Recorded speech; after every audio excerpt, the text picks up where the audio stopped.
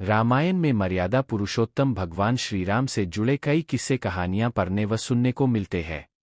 भगवान श्रीराम ने माता सीता और लक्ष्मण के साथ 14 वर्षों तक वनवास काटा।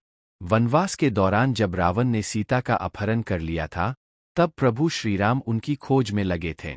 उस समय उनकी भेंट हनुमान जी, बाली, सुग्रीव से हुई थी। इस दौरान एक अप्सरा ने भगवान श्रीराम को श्राप दिया था। कहते हैं कि इस श्राप के कारण ही माता सीता मिलने के बाद फिर से श्रीराम से अलगाव हो गई थी, जिसकी कथा इस प्रकार है। वनवास के समय हनुमान जी ने सुग्रीव का परिचय भगवान श्रीराम से कराया था, जिसके बाद दोनों में मित्रता हो गई। सुग्रीव के बड़े भाई बाली को वरदान प्राप्त था कि उससे जो भी लड़ेगा, उसका आधा बल उसके अंदर समाहित हो जाएगा। इसके कारण उसने सुग्रीव को राज्य से भगा दिया था। सुग्रीव ने यह बात श्रीराम को बताई, जिसके बाद उन्होंने बाली को युद्ध के लिए ललकारा। श्रीराम के आश्वासन पर सुग्रीव बाली से लड़ने पहुंच गए।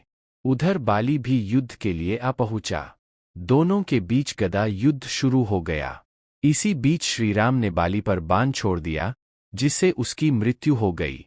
बाली की मृत्यु की सूचना उसकी पत्नी तारा को मिली। बाली को मरा हुआ देखकर तारा विलाप करने लगी और क्रोध में आकर श्रीराम को श्राप दे दिया। तारा ने कहा कि आप सीता को खोजने के बाद भी पा नहीं सकेंगे, आप सीता को दोबारा खो देंगे। कहते हैं कि तारा के इस श्राप के कारण जब श्रीराम लंका पर विजय पाकर माता सीता के साथ अयोध्या पहुंचे, तब कुछ समय बाद ही माता सीता को वापस वन में जाना पड़ता है।